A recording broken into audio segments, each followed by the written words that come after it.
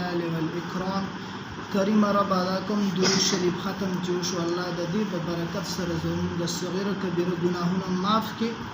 الله ظاهري باطنی جسمانی بیماران ختم کړي الله روغ صحت راته نصیب کړي دې مجلس کې څوک بیمارانی الله روغ صحت ورته ورکړي دې مجلس کې د چا شرعي حاجات الله حاجتونه د خپل در نه پوره کړي الله د چا کورونو کې مشکلات الله مشکلات حل اللہ پریشانی ختم کی اللہ پاک سو قرضدار دی اللہ قرضون نے اخلاص کی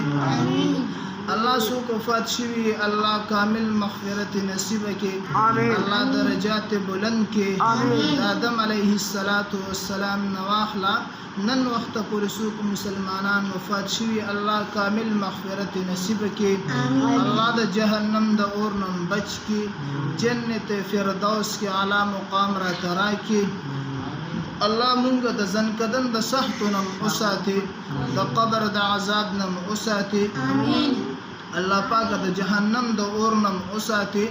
الله د پولیس صراط په پل باندې موږ بجلی په پړق پشان پورې باسي امين الله پاک نبی علیہ الصلوۃ والسلام